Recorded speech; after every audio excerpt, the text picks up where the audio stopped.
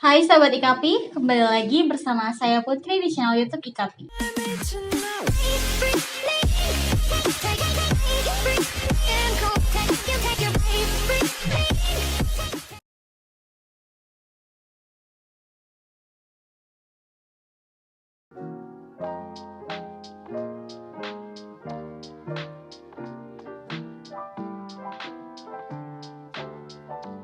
Di video kali ini kita akan membahas tentang Tax Amnesty 2025, peluang atau ancaman bagi kepatuhan pajak.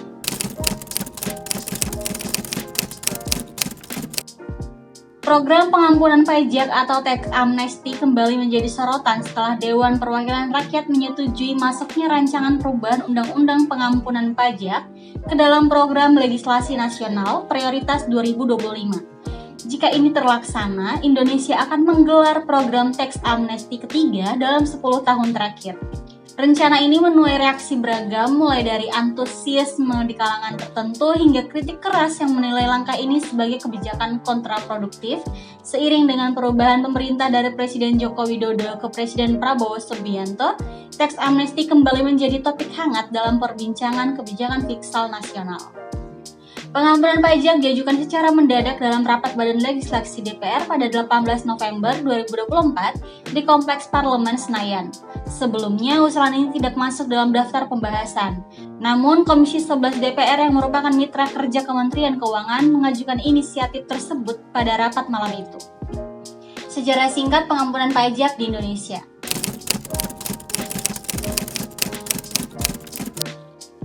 Sejak reformasi, Indonesia telah menggelar 2 kali Tax Amnesty. Program pertama diadakan pada tahun 2016 dan 2017 di bawah pemerintahan Presiden Joko Widodo.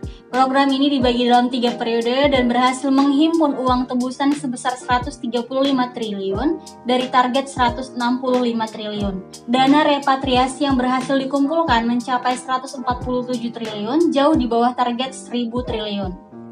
Program kedua dilaksanakan pada tahun 2022 dengan nama Program Pengungkapan Sukarela. Dibandingkan dengan program pertama, hasil PPS jauh lebih kecil, baik dari segi penerimaan maupun jumlah peserta. PPS juga sempat disebut sebagai program terakhir, dengan pemerintah saat ini berkomitmen untuk mengoptimalkan data yang diperoleh untuk penegakan hukum perpajakan. Namun, jika Tax Amnesty ketiga kembali digelar pada 2026, Indonesia akan memiliki pola pengampunan pajak setiap sekitar 5 tahunan, yaitu 2016, 2022, dan 2026. Siklus ini memunculkan asumsi bahwa pelanggaran pajak bisa dimaafkan secara berkala. Kritik dan tantangan. Rencana ini tidak terlepas dari kritik, terutama dari kalangan pakar perpajakan. Menilai bahwa kebijakan Tax Amnesty yang dilakukan berulang kali justru memperparah ketidakpatuhan wajib pajak. Adanya program pengampunan membuat masyarakat berpikir bahwa tidak ada konsekuensi nyata atas ketidakpatuhan pajak. Tujuan utama dari program ini mengingat sebagian besar konglomerat sudah mengikuti Tax Amnesty jilid pertama pada 2016, pada PPS 2022, jumlah peserta dan penerimaan menurun drastis, menunjukkan bahwa potensi penerimaan pajak dari program serupa sudah sangat terbatas. Pengampunan pajak berulang kali menciptakan persepsi bahwa pembayaran pajak hanya perlu dilakukan 5 tahun sekali. Hal ini diperburuk dengan tarif murah yang ditawarkan dalam program Tax Amnesty dibandingkan tarif normal pajak penghasilan. Dampak kebijakan terhadap keadilan pajak.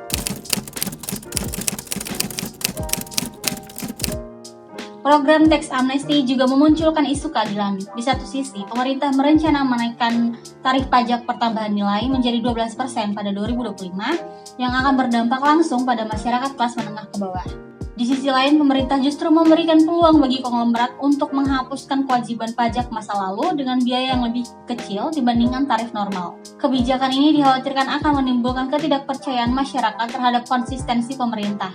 Kelas menengah ke bawah yang sudah tertekan dengan kenaikan PPN bisa merasa tidak adil karena kelompok super kaya justru mendapat pengampunan pajak.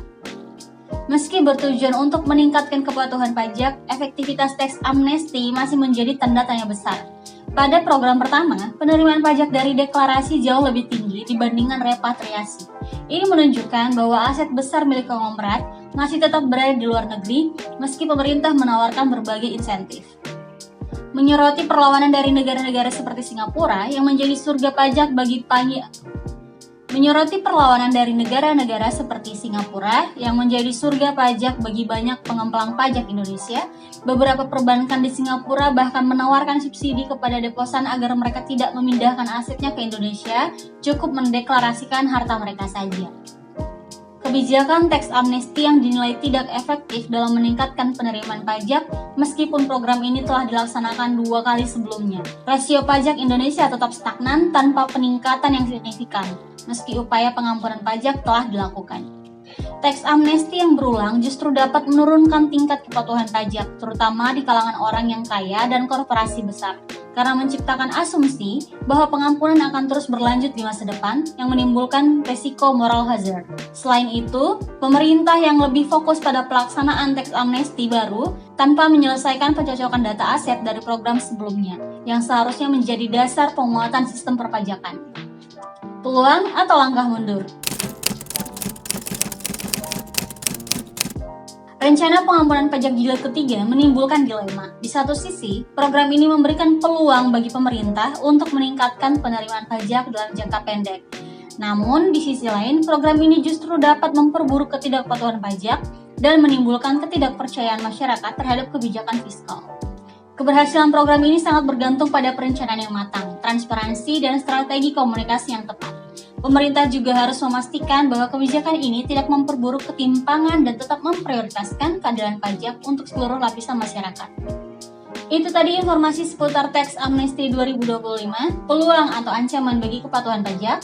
Mari kita selalu dukung pemerintah untuk memajukan perekonomian di bidang perpajakan dengan terus mendukung segala upaya pemerintah dari sisi perpajakan. Terima kasih telah menonton video ini. Jangan lupa share, like, dan subscribe. Semoga bermanfaat dan stay tune untuk video IKP lainnya. Salam IKP.